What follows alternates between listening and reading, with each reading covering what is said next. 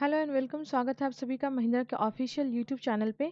और आज हम डिस्कस करने वाले हैं कुछ विशेष। और ये विशेष क्या है? ये विशेष है अर्थ के सबसे पहले लैंड मास के बारे में। जी हाँ, यानी पूरे पृथ्वी में सबसे पहली बार जमीन कहाँ पाई गई। देखो, ये कहानी तो बहुत ही प्रचलित है कि पहले पृथ्वी जो है वो जलमग्न थी, यानी धरती पर सभी चीज जो है जलमग्न थे। ये एक्चुअली में एक माइथोलॉजी है। चाहे आप सुमेरियन माइथोलॉजी की बात करें, चाहे हिंदू माइथोलॉजी की बात करें, हर जगह ये कहानी तो प्रचलित ही है। तो इसी कहानी को आधार बनाते हुए हम अपने डिस्कशन को स्टार्ट करते हैं। जैसा कि हम सब जानते हैं माइथोलॉजी के आधार पे कि पहले पृथ्वी जो है जलमग्न थी, लेकिन आज एक लैंड मास है जिस पे हम सब रहते हैं, कंटिनेंट्स हैं, है ना, जिस पे हम सब रहते हैं, इतने सारे देश हैं। तो कैसे ये आए? तो हम जब साइंस के थ्रू जाते हैं, जब हम साइंस के थ्रू आगे बढ़ते हैं, तो हम जानते हैं कि एक ग्रेट लैंड मास का इवोल्यूशन हुआ जिसका नाम था पेंजिया। एक ग्रेट लैंड मास था। ये पेंजिया डिवाइड हुआ दो भाग में, एक बना लॉरेशिया एंड दूसरा बना गोंडवाना लैंड। लेकिन फिर भी हमारे सामने एक प्रश्न चिन्ह है कि क्या इतना बड़ा लैंड मास, क्या इतनी बड़ी जमीन जो कि पेंजिया है, वो एक बार में इमर्ज हो गई? आंसर होगा नो। तो फिर क्या था? सबसे पहले क्या इमर्जेंस हुआ? तो डिफरेंट डिफरेंट अलग अलग थ्योरीज थी, अलग अलग साइंटिस्ट के दावे थे। लेकिन आज हम एक नई टॉपिक, एक नई थ्योरी पढ़ने वाले हैं जो बिल्कुल न्यूली रिसर्च पर आधारित है। It's not a mythology, right? और ये बात है कि इंडिया में जो झारखंड है, आज के टाइम पीरियड में झारखंड का जो सबसे हम कह सकते हैं कि इंडस्ट्रियल बेल्ट वाला रीजन, यानी सिंहभूम जो प्रदेश है, सिंहभूम जो क्षेत्र है, वो ऐसी पहली भूमि थी जो इमर्ज हुई, है ना।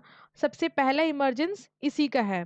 अब ये कैसे है? क्या ये बातें हवा में है? जी नहीं, बिल्कुल ये बातें हवा में नहीं है। बिल्कुल साइंटिफिक डेटा के साथ हम लोग इसको डिस्कस करते हैं। तो अभी हाल फिलहाल में इंडिया, ऑस्ट्रेलिया एंड यूएस की रिसर्च टीम ने ये फाइंड आउट किया कि भारत में जो झारखंड का रीजन है, जो सिंहभूम प्रदेश है, वो सबसे पहला जो है रीजन बना है अर्थ का। सबसे पहली लैंडमास बनी है। कैसे?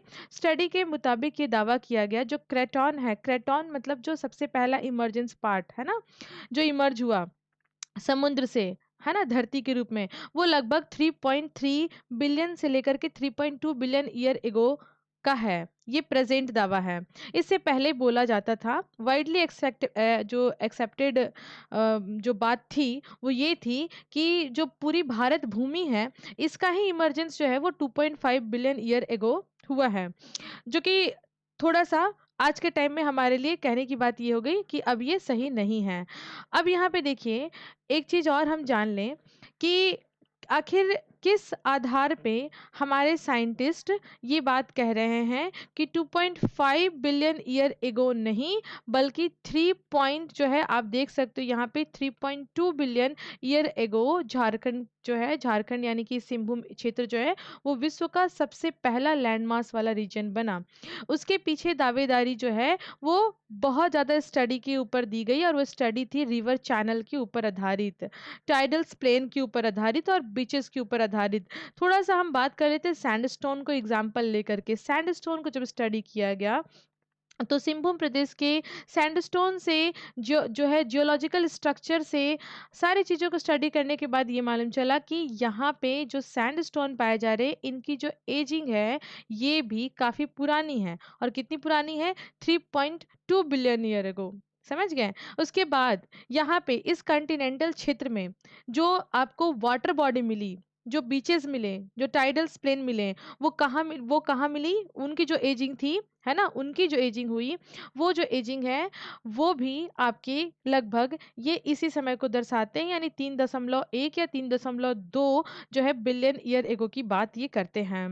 अब मैं ऐसा क्यों कह रही हूँ, वाटर बॉडी को कैसे एग्जाम्पल लेके चल रही हूँ? तो सिंपल सी बात है, देखो, ocean is an a different thing. Ocean तो भाई उसके लिए एक जो है कंटिनेंट अलग होते हैं, ओशियनिक प्लेट अलग होते हैं। लेकिन जब हम बात करते हैं रिवर की, जब हम बीच की बात करेंगे, तो बिना जमीन के रिवर की कल्पना तो नहीं कर सकते हैं, बिना जमीन के बीचेस की कल्पना तो नहीं कर सकते हैं। यानी जब बीचेस मिले, जब रिवर रिवर जो बेल्ट मिल रहा है, रिवर के जो ट्रेसेस मिल रहे हैं, रिवर चैनल जो मिल रहा है, उनकी अगर हम स्टडी करें तो हमें ये मालूम चला कि वो समय भी जो है 3.1 बिलियन ईयर एगो का था। तो सिंपली मीन्स कि यहाँ पे जो चीज़ें हैं वो 3.2 billion year ago 3.1 billion year ago के आसपास की हैं। तो हम इस आधार पे कह सकते हैं। अच्छा, एक और चीज़ है, ना केवल इंडिया में बल्कि ऑस्ट्रेलिया एंड जो साउथ अफ्रीका जो रीजन्स है, यहाँ पे भी जो प्लेसेस मिले हैं, जो पैचेस मिले हैं, वो वेरी क्लोज टू दी आपके कौन से रीजन, हमारे इस रीजन यानी सिंहभूम रीजन के आसपास के टाइमिंग के हैं, यानी ये लगभग सेम टाइम पीरियड के रीजन्स मिले हैं आसपास में।